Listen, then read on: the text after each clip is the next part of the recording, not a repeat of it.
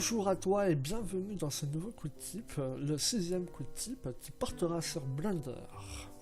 Je me présente, je m'appelle Corentin, je suis infographiste 3D spécialisé dans la 3D temps réel, mais pas que, et je suis également formateur 3D. Durant ce coup de type, nous allons voir comment séparer des ombres de notre occlusion sur un rendu pour avoir un rendu transparent avec les ombres et l'emboîte occlusion. Nous verrons comment faire un rendu avec de la transparence, faire un rendu avec le background, les ombres et l'enveloppe occlusion, et au final, compositer tout cela pour avoir un fond transparent, les sujets, l'ombre et l'enveloppe occlusion sur fond transparent. Voyons cela tout de suite.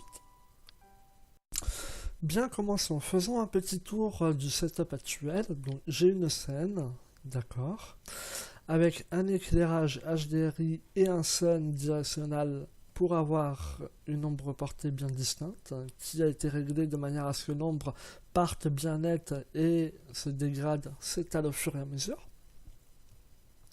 La boule avec un chrome est là pour bien montrer qu'on a bien une HDRI qui éclaire en même temps. On a une caméra, on a donc les sujets, la lumière et un plane. Sur ce plane, on a un matériau standard. Ici, on a un chrome. Et ici, on a un clay render.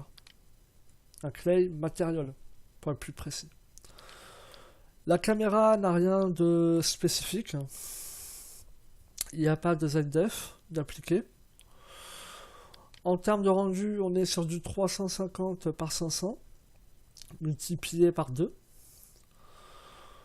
On est en transparent, ça c'est archi important, pour pouvoir compositer par la suite. Donc mettez bien en transparent quand vous ferez ce type de rendu. En termes de simple, on n'est pas beaucoup, on est à 250, ce qui est largement suffisant pour ce qu'on veut faire.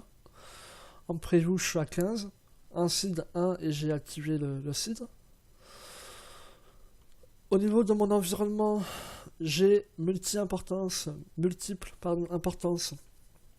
d'activer, donc multiple importance sampling d'activer, tout simplement pour éviter du noise au niveau du rendu.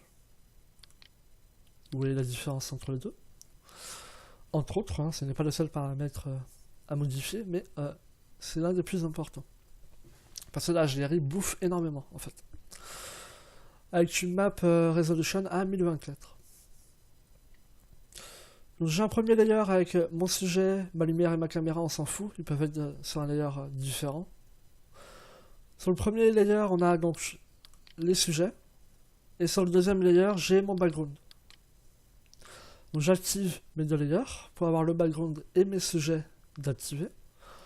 Au niveau de mon render layer, j'ai un premier layer pour les sujets, donc il reprend le layer numéro 1, et idem pour le background avec le layer numéro 2. Pour les deux layers, j'ai Shadow et AO, donc Ambient Occlusion d'activer. Pour l'exemple, rien de plus, on ne va pas compositer de A à Z une scène. Je vais juste vous montrer la partie qui nous intéresse, à savoir Shadow et Ambient Occlusion. Donc, à partir de là, on peut lancer le rendu. Je ne pense n'avoir rien oublié. Bon, les paramètres de rendu, vous mettez vos paramètres de rendu à vous. Le plus important, c'est d'avoir justement d'un film transparent d'activer. Et pour éviter d'avoir du noise à la con au rendu, de bien cocher multiple importance sampling dans setting, dans environnement. D'accord? Donc là, hop, j'ai lancé un rendu. Donc je l'ai déjà lancé en amont avant de démarrer la vidéo. On va aller dans le node compositor. Donc on fait use node. Backdrop, on évite de cocher auto-render. On vient dupliquer le render layer pour justement avoir le sujet d'un côté et le background de l'autre. Nous, sur le background, ce qui nous intéresse, c'est les deux nodes Shadow et AO, par réflexion, vu qu'on n'en a pas. Mais ça aurait pu être intéressant d'en ajouter, mais bon, là c'est pas le sujet. Donc on va commencer à compositer pour séparer justement les shadows et l'ambient occlusion du background pour pouvoir l'appliquer au rendu du sujet d'accord? Afin d'avoir une image, au final, avec la transparence et l'enveloppe d'occlusion et les shadows d'activer. Donc on va juste, hop, couper le composite, le mettre ici. On le rajoutera à la fin après, on le connectera à la fin après. Pour le moment, on va uniquement travailler avec le viewer. Donc cochez bien Use Alpha, bien qu'à la fin, ça n'aura pas énormément d'importance. Donc on va commencer par compositer le background, d'accord? On va commencer par les shadows.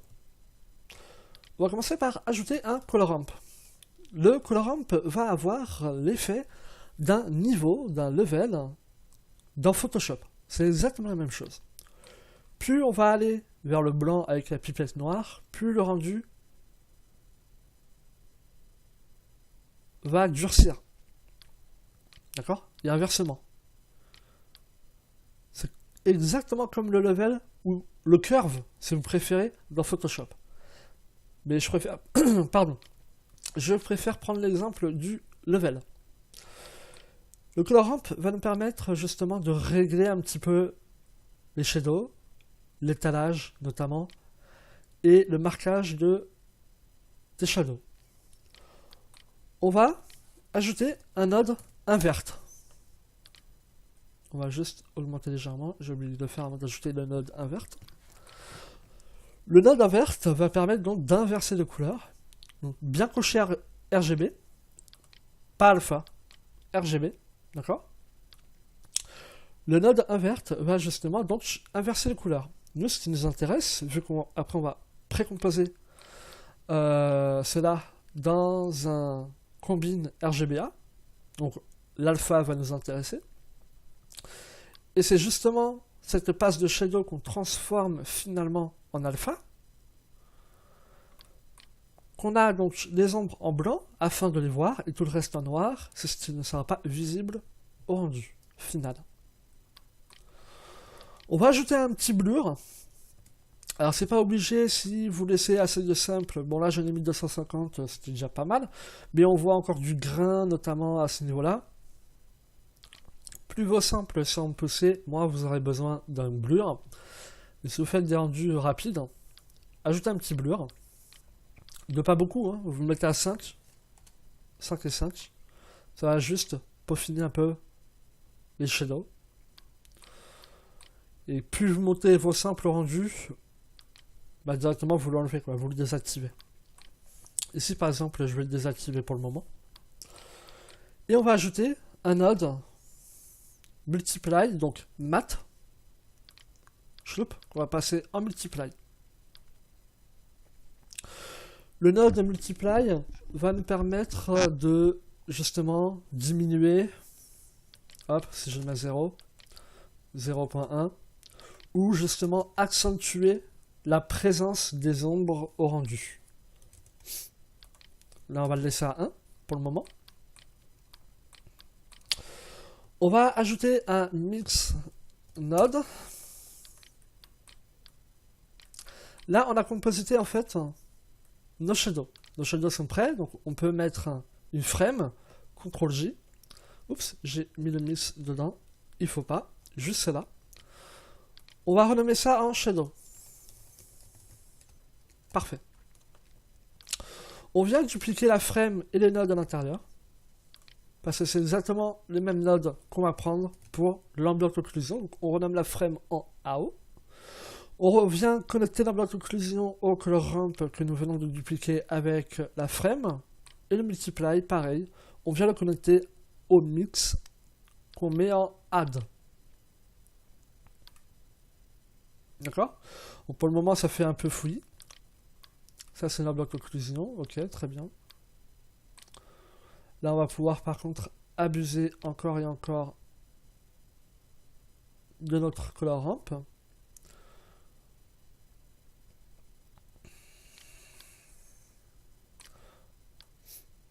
Ok, ça me paraît bien pour le moment. On peaufinera à la fin. On va ajouter le petit blur. Pareil pour les ombres, mais ça on verra ça après.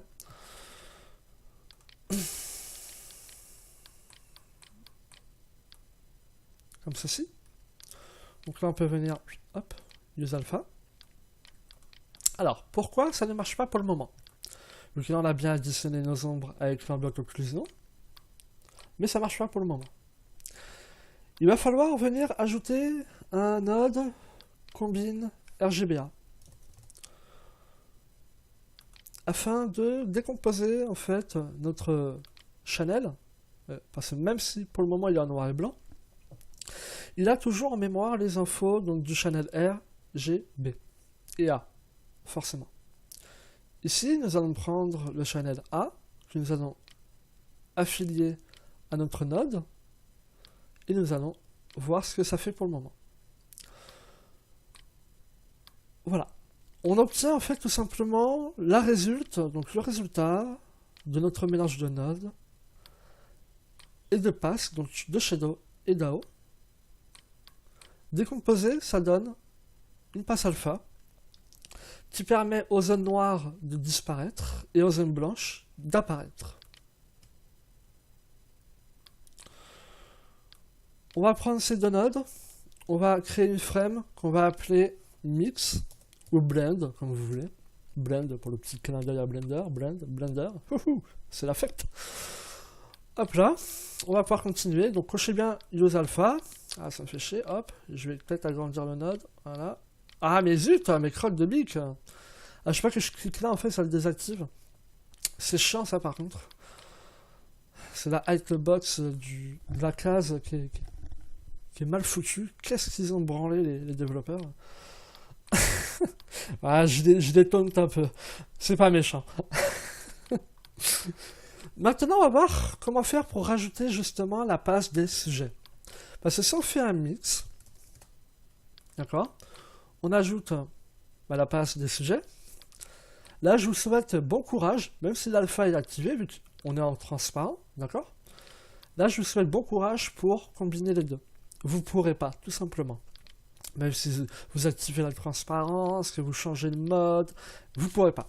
C'est pas avec un mix qu'on va justement mixer les deux layers, à savoir les ombres et la haut, et le sujet sur fond transparent.